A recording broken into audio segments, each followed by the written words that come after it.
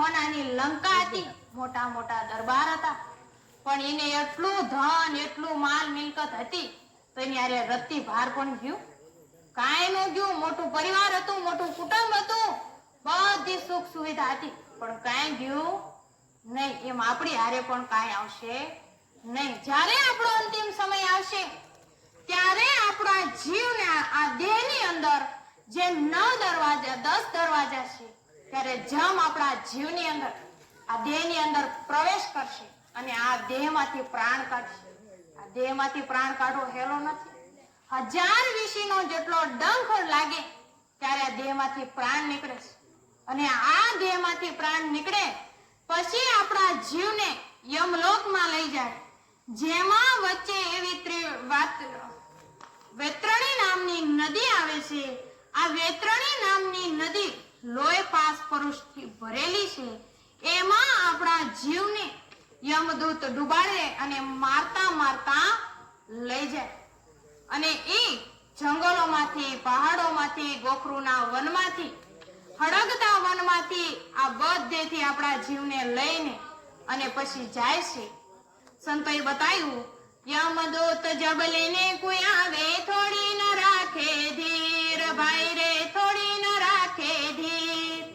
માર માર કે પ્રાણ નિકાલે, માર માર કે પ્રાણ નિકાલે, आंखों से निकले नीर, हंसा निकल गई काया से, खाली पड़ी रही तस्वीर, हंसा निकल गई काया से, खाली पड़ी રહી તસવીર. અરે જ્યારે આ જમરાજા આપણા જીવને લેવા આવે ત્યારે આપણા શરીરના 9 દરવાજા બંધ કરી અને ગળામાં ફાંસો નાખશે અને એ ફાંસો નાખી અને આ મૃત્યુ લોકથી યમલોક સુધી લઈ જશે. અરે આ જમ એક નથી, આવા 13 હાથીને ભેગા કરો તારે એક યમદૂતનું શરીર બને. વિચાર કરો, એક હાથી કેટલો જબરો હોય. આવા 13 હાથી ભેગા કરવી એક યમદૂતનું શરીર બને. એક યમદૂત નથી, એની નીચે 14 યમદૂત છે. 14 યમદૂતની નીચે 14 કરોડ યમદૂત છે. જેવા કર્મ કરશું એવો યમદૂત આપણને લેવા આવશે. જો હારા કર્મ કર્યું છે તો એથી ઉપરનો, એથી ઉપરનો, એથી ઉપરનો એવા કર્મના આધીન રહીને આવો જમદૂત લેવા આવશે અને આપણા જીવને મારશે. ધર્મરાયના દરબારમાં આપણા જીવને ઉભો રાખશે અને કહેશે કે આ નરાધમ જીવને પૂછ કે તે જે ગર્ભમાં વચન આપ્યું હતું કે હું રાત દિવસ તારું સ્મરણ કરીશ, પલવાર તને નહીં ભૂલું, એ તે કરાર કર્યો તો, વચન આપ્યું હતું એ પ્રમાણે તે સ્મરણ કર્યું, ભજન કર્યું, ભક્તિ કરી. જો ન કર્યું હોય તો આને એટલો માર મારો કે જેને એના હાથમાં 25 મણની ખીલાની મુગદર છે એના માથા ઉપર મારો, એના પગ લીલા ન થાય ત્યાં સુધી એને મારો. એને એવી તો કાયા આપો, યાચનિક કાયા કે જેમાં જીવને પ્રાણ અંદર પોરવી દે. પણ આ દેહ જે છે આ દેહમાંથી આપણી મરજી પડે તો આમાંથી આપણે પ્રાણ કાઢીએ, પણ આ યાચનિક કાયામાંથી પ્રાણ નીકળે નહીં. કેમ નો નીકળે? કેમ કે એને મારવાના હોય એટલે આ કાયામાંથી પ્રાણ ન નીકળવા દે. એવો દેહ આપે અને પછી બધા દુઃખ આપણને આપે. એવા 84 લાખ પ્રકારના તો શસ્ત્ર છે. આ 84 લાખ પ્રકારના હથિયારથી આપણા જીવને મારે. જેવા કર્મ એવું હથિયારથી મારે. આવા દુઃખ આપણા જીવને ભોગવવા પડે અને કે ધર્મરાયને કે આના ખાતામાં જો એને જે કર્મના આધીન રહીને કીધું તું વચનના આધારે કે હું રાત દિવસ સ્મરણ કરીશ, એ ચિત્રગુપ્તને કે કામના ખાતામાં જો. આપણને એમ થાય કે કોણ ભાળે છે? આપણા એક ખંભે ચિત્ર છે ને એક ખંભે ગુપ્ત છે. ઘડી ઘડી પલ પલના લેખા એ લખે છે. આપણે કોઈને દેખતા કર્મ કરવી તો એ ચિત્રના ખાતામાં લખાય અને કોઈ ન ભાળે આપણે એમ જોઈ લેવી કે આજુબાજુ કોઈ છે નહીં અને મેં આ કર્મ કર્યું છે તો એ ગુપ્તના ખાતામાં લખાય. આપણા જ ખંભે કર્મ લખવા વાળા છે પણ આપણને ખબર નથી. એવી રીતના આ ચિત્રગુપ્ત કેશે જેવા કર્મ કર્યા છે એવું કેશે અને આવા દુઃખ આપણા જીવને ભોગવવા પડશે.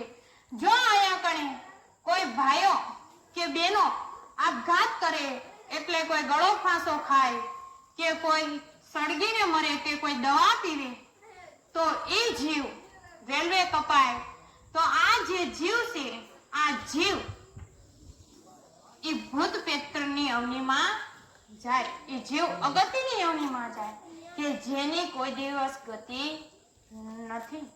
એવી અગતિની યોનિમાં જીવ જાય. આ કુદરતે આપણને આ મનુષ્ય દેહ આપ્યો છે કે નહીં? તો એમની મરજીથી આપ્યો છે અને આપણે આપણી મરજી એટલે કે આ 100 વર્ષની યોનિમાં આપણે એમ માની લેવી કે મારી ઉપર જ દુઃખ છે. એમ કરીને આ દેહમાંથી આપણે પ્રાણ કાઢી નાખીએ. અરે આ દેહ આપણને કુદરતે આપ્યો છે, એની મરજી વગર આપણે આ દેહમાં કાંઈ કરી શકવી નહીં. કોઈ આમાંથી આ દેહમાંથી પ્રાણ કાઢીએ કે તો એ ભૂતની અગતિની યોનિમાં જાય અને એવા દુઃખ ભોગવવા પડે, એને બહુ દુઃખ ભોગવવા પડે. અરે એને નદીએ નાળે કાંઈ પાણી પીવા મળે નહીં. કેમ ન પીવા મળે? કેમ કે જો ભૂત પાણી પીએ તો પાણી અશુદ્ધ થઈ જાય. એટલે અહીંયા દેવી દેવતાના પહેરા હોય એ ભૂતને પાણી પીવા દે નહીં.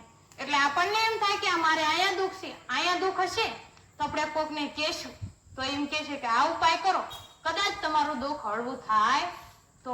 પણ આ દુઃખ હળવું થશે નહીં. 4 યુગ વ્યતીત થઈ જાય તો એનો આર પાર નથી કે આની ગતિ થશે કે નહીં.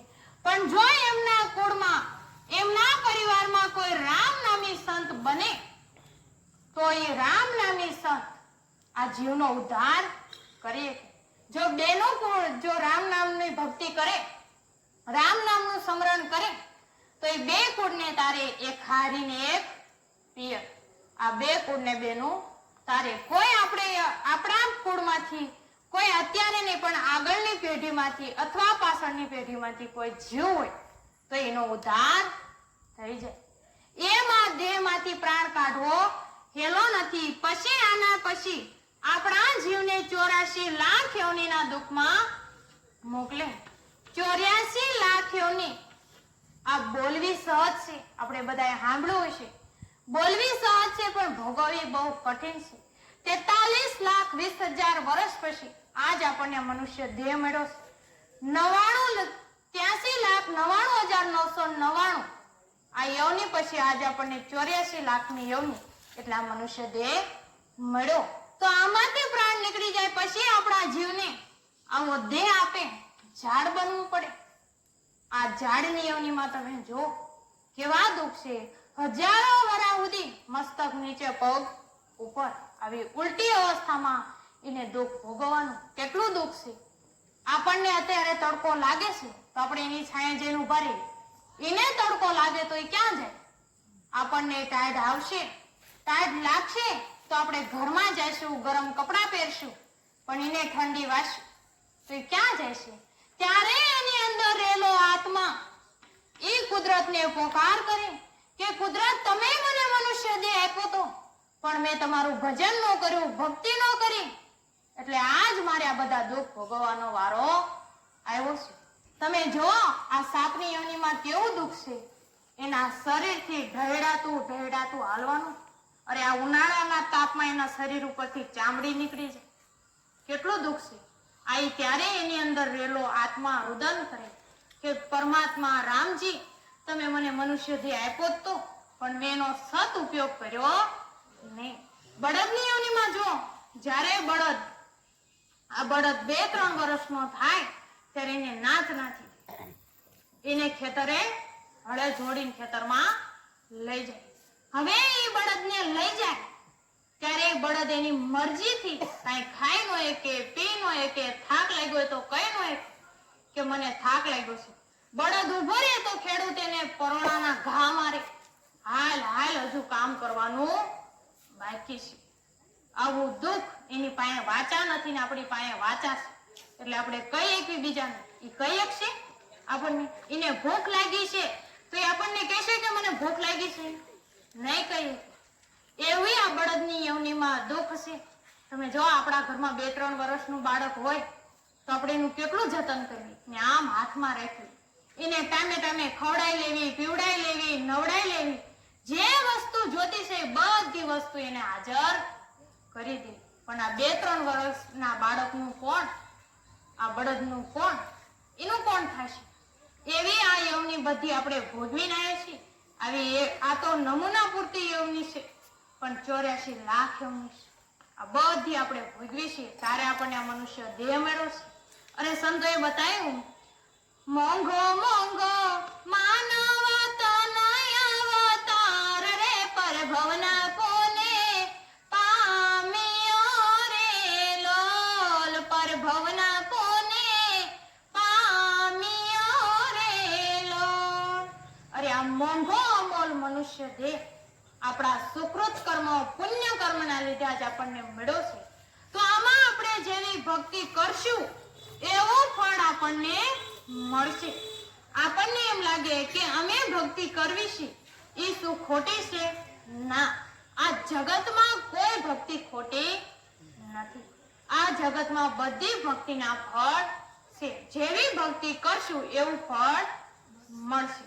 આપણે જોઈએ કે આપણું ખેતર છે, હવે આ ખેતરમાં આપણે જેવું બી વાવી એવું ફળ મળે કે નહીં આપણને?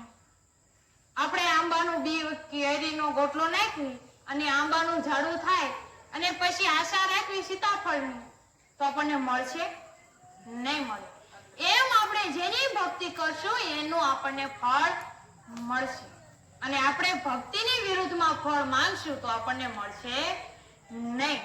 તો આપણો જે આ મનુષ્ય દેહ છે એ પણ એક ખેતર રૂપી છે. આમાં જેવું બી વાવી એવું ફળ આપણને મળે. તો આ જે ભક્તિ છે એ 3 પ્રકારની છે: સગુણ, નિર્ગુણ અને કુદરત માલિક પરમાત્માની ભક્તિ છે.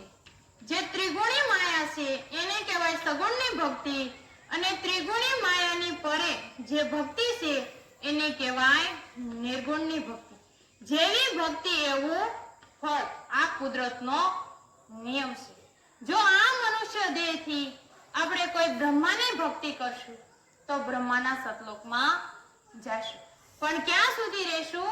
જ્યાં સુધી આપણી હારે પુણ્ય કર્મ છે ત્યાં સુધી આપણે આ સતલોકમાં રહેશું. અને પછી આપણાથી જે પાપ કર્મ બન્યા હોય એ 84 લાખ યોની ભોગવવા પાછું આવવું પડે. તો આપણને એમ થાય કે પુણ્ય કરતા પાપ કેમ બને? તો આપણે એક દાખલો લઈએ કે આપણે અહીંથી કેડિયારું પૂરવા જાય તો કેડિયારું પૂરવી ત્યાં આપણે લોટ વેરી, ત્યાંથી દરમાંથી કીડિયું બહાર આવે અને લોટ ખાવા માંડે. પછી ત્યાંથી આપણે પાછા વળી જાય કીડિયારું પૂરી, અને પાછા વળ્યા પછી કોઈ ગાય કે કૂતરું ત્યાં જાય અને એ લોટ ખાઈ જાય. જે કીડિયું દરમાંથી બહાર નીકળી અને લોટ ખાઈને પાછી દરમાં વહી ગઈ એ બન્યું આપણું પુણ્ય કર્મ. અને જે કીડિયું લોટ ખાતી હતી અને ગાય કે કૂતરાએ લોટ ખાઈ લીધો અને એના મુખમાં જઈને જે કીડિયું મરી એ બન્યું આપણું પાપ. એવી રીતના આપણે પુણ્ય અને પાપ બે ભેગું બને છે. આ મનુષ્ય દેહથી કોઈ વિષ્ણુની ભક્તિ કરે, નવધા ભક્તિ 9 પ્રકારની આવે તો એને 4 પ્રકારની મુક્તિ મળે: સાલોક્ય, સારૂપ્ય, સાનુજ્ય અને સારું. આ 4 પ્રકારની એને મુક્તિ મળે. પણ પહેલી મુક્તિ એમને વિષ્ણુના સભામાં પ્રવેશ મળે, બીજી મુક્તિ એમને વિષ્ણુના સભામાં બેહવા મળે, ત્રીજી મુક્તિ જેમ આપણા ભાઈ આપણી બાજુમાં બેરે એમ વિષ્ણુના ભાઈની સમાન બેહવા મળે, અને ચોથી મુક્તિ આ જ દેહથી વિષ્ણુ દેવતા બનવી. પણ જ્યાં સુધી આપણા પુણ્ય કર્મ હોય ત્યાં સુધી વૈકુંઠમાં રાખે, પાપ ભોગવવા 84 લાખ યોનીમાં આવવાનું. આ મનુષ્ય દેહથી કોઈ હઠયોગ સાધે, ઓમ નમઃ શિવાયના જાપ જપે તો એનો જીવ ક્યાં જાય? તો કૈલાસમાં જાય. ત્યાં કણે જ્યાં સુધી પુણ્ય કર્મ હોય ત્યાં સુધી રાખે, પાપ ભોગવવા 84માં આવવાનું. આ મનુષ્ય દેહથી કોઈ કન્યાદાન કરે, અભયદાન કરે તો શું થાય? શક્તિના લોકમાં જવાય. પણ જ્યાં સુધી પુણ્ય કર્મ હોય ત્યાં સુધી રાખે, પાપ ભોગવવા 84માં પાછું આવવાનું.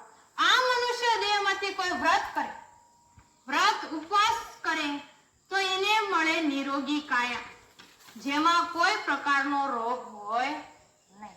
પણ એ કાયા ક્યારે મળે? આ જન્મમાં નહીં, આવતા જન્મમાં. આ મનુષ્ય દેહથી કોઈ તીર્થ કરે તો તીર્થ કરવાનું ફળ છે રૂપવાન કાયા, રૂપવાન દેહ મળે, શરીર મળે. આ જન્મમાં નહીં, આવતા જન્મમાં એનું ફળ મળે. આ મનુષ્ય દેહમાંથી પ્રત્યેક જીવ ઉપર દયા કરે એ જાય આ આ જીવ બ્રહ્મપદની અંદર કોઈ ઓહમ સોહમના